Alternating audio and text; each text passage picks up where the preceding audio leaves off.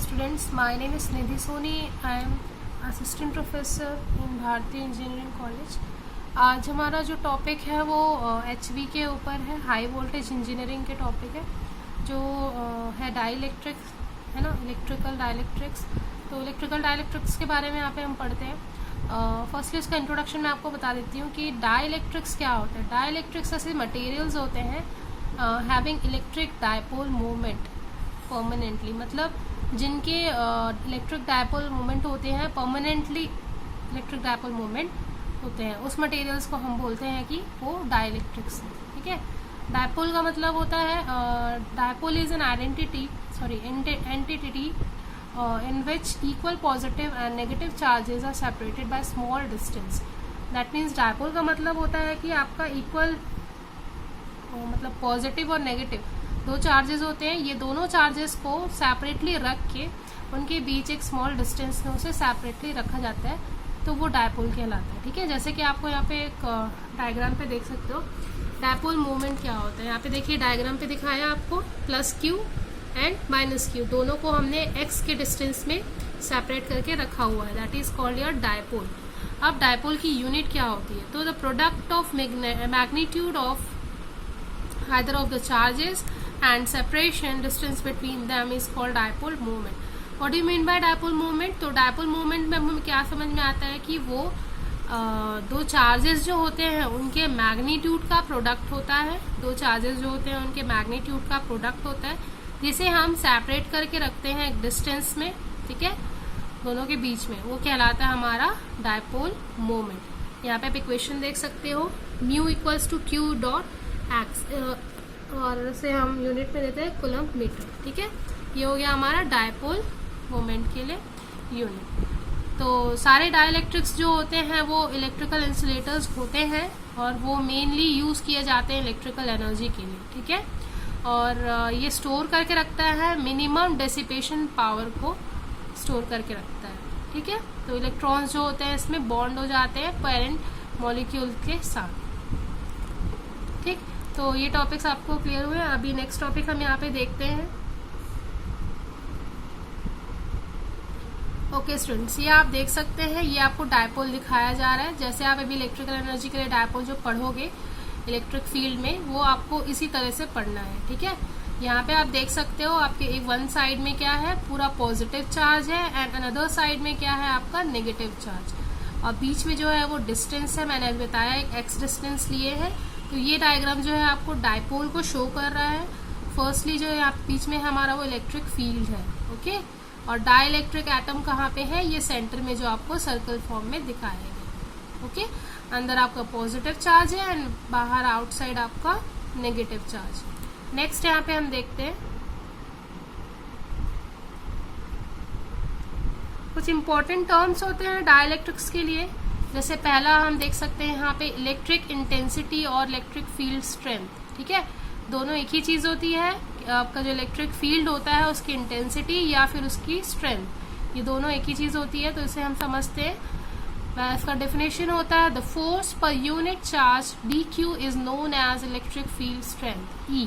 ठीक है, E capital E से हम इसे डिनोट करते हैं, और इसे हम कैसे डिफाइन करेंगे, फोर्स पर यूनिट चार्ज, यानी आपका जो यूनिट चार्ज होता है और फोर्स होता है, दोनों को डिवाइड करोगे then it is known as electric field strength. यहाँ पे आप देख सकते हो where dq is a point charge, जिसे dq को क्या कहते हैं, पॉइंट चार्ज। इलेक्ट्रिक यहाँ पे कैपिटल E आपका है इलेक्ट्रिक फील्ड। ठीक है, F जो है वो force applied on point charge dq, E equals to F upon dq and equals to q upon 4 pi e r square. As it is आपको पढ़ाया है, ये फिजिक्स में आपने पढ़ा हुआ है, बस इन शॉर्ट आपको छोटी सी चीज यहाँ पे पढ़नी है। नेक्स्ट होता है यहाँ पे जो E एप्सिलॉन, हमने छोटा सा E लिखा हुआ है, what is it called, it is called permittivity. क्या कहलाता है वो, permittivity. What is it permittivity, it is a measure of the resistance that is encountered when forming an electric field in a medium. That means कि जो electric field जो है आपकी medium में, वो क्या फॉर्म करता है, आपका एक मेजर ऑफ रेजिस्टेंस। ठीक है, वो आपका परमिटिविटी कहलाता है। ठीक है, नेक्स्ट यहाँ पे हम देखते हैं ओके स्टूडेंट्स, यहाँ पे आप देख सकते हो जो सबसे टॉप में यहाँ पे लिखा हुआ है ए पॉइंट में, देखिए एप्सिलॉन जो है आपका परमिटिविटी ऑफ मीडियम कहलाता है। जो मीडियम का परमिटिविटी हम एप्सिलॉन से यहाँ पे सिम्बलाइज करते हैं। ई नॉट जो होता है उसे हम बोलते हैं परमिटिविटी ऑफ स्पेस, है ना। तो ये दोनों का डिफरेंस आप याद रखे रहना। जो मीडियम और स्पेस दो चीज़ें हम यूज़ करते हैं, पहला एप्सिलॉन और नॉर्मल होता है वो मीडियम के लिए, एंड ई नॉट जो होता है वो अपने स्पेस की परमिटिविटी के लिए होता है, ठीक है। और ई नॉट की वैल्यू जो होती है वो कांस्टेंट वैल्यू होती है, that is equals to 8.85 into 10⁻⁻12 farad per metre. Okay, next इसमें कुछ इंपॉर्टेंट पॉइंट्स है जो मैं आपको समझा सकती हूँ कि यहाँ पे बोला जाता है more electric flux exist in a medium with a high permittivity because of polarization. जितना इलेक्ट्रिक फ्लक्स ज़्यादा होगा उतना ज़्यादा आपका हाई परमिटिविटी रहेगा। जितना फ्लक्स बढ़ाते जाओगे, यू नो कि फ्लक्स कैसे इंड्यूस होता है, तो जनरेट होता है, जिसकी वजह से वहाँ पे ईएमएफ इंड्यूस होता है। तो जो वो फ्लक्स आप जनरेट कर रहे हो, अगर आप उसे ज़्यादा अमाउंट में जनरेट करोगे, that means your permittivity also increases. आपका परमिटिविटी जो है वो भी ज़्यादा हो जाएगा, ठीक है, वो भी बढ़ जाएगा बिकॉज ऑफ पोलराइजेशन। पोलराइजेशन बढ़ते जाएगा, वैसे ही आपका यहाँ पे परमिटिविटी भी बढ़ जाएगा।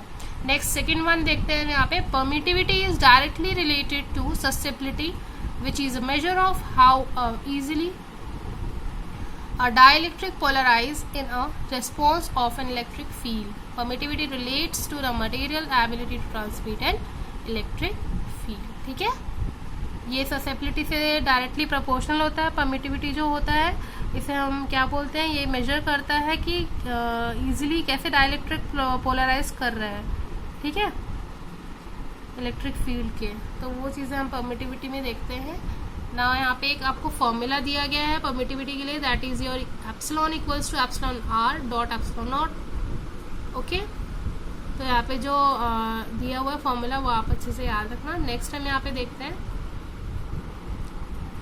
ओके स्टूडेंट्स, यहाँ पे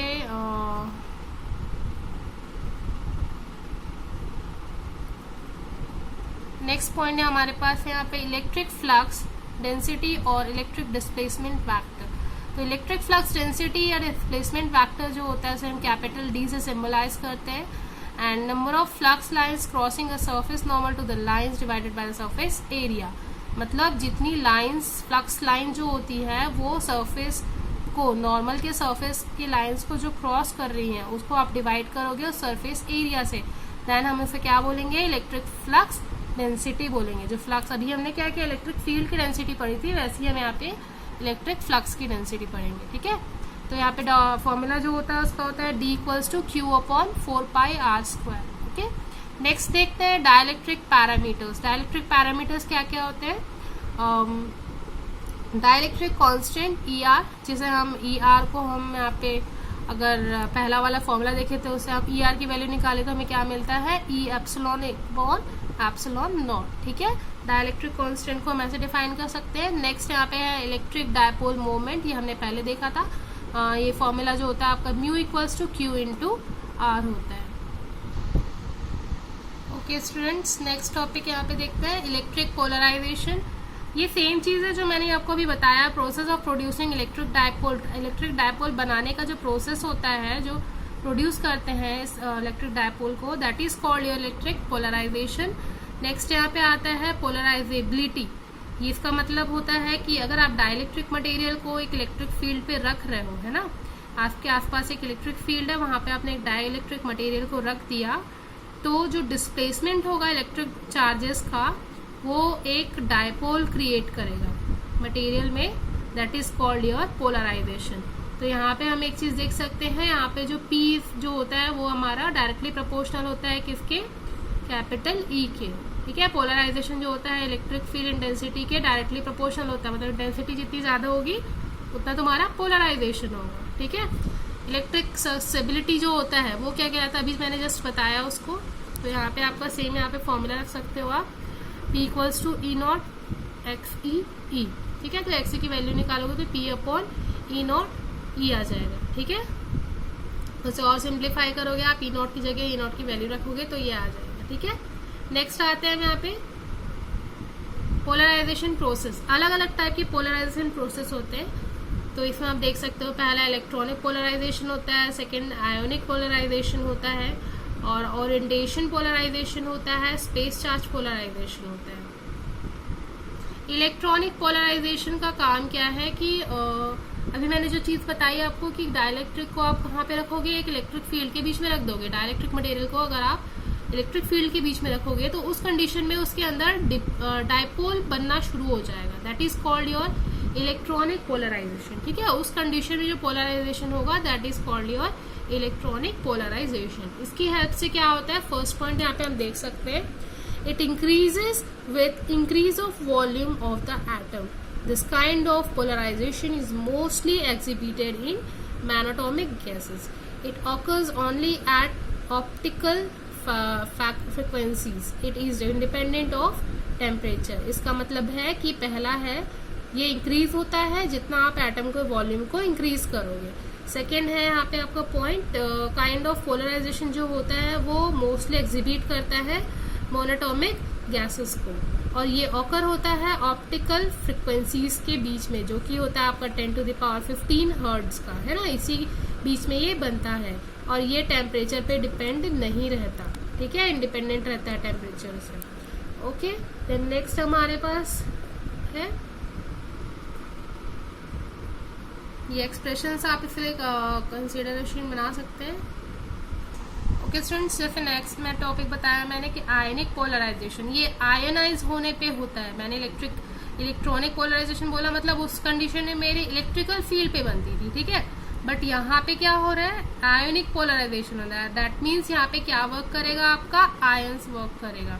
ठीक है, ये स्टूडेंट्स आप यहाँ पे देख सकते हो, कैटायन एनायन, इसके थ्रू जो आपका वर्किंग होगा वो आपका आयनाइजेशन पोलराइजेशन होगा। ठीक है, अब नेक्स्ट देखते हैं।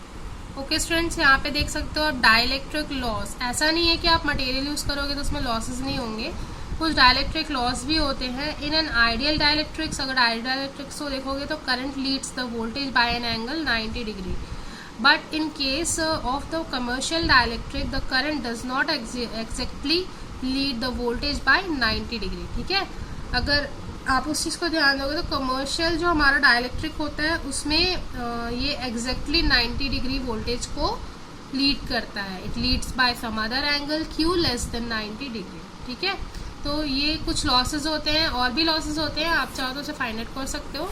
ठीक है, तो ये आज हमारा डाइलेक्ट्रिक का एक टॉपिक कंप्लीट होता है। इसमें हमने इलेक्ट्रिक फील्ड इंटेंसिटी भी कवर कर लिया।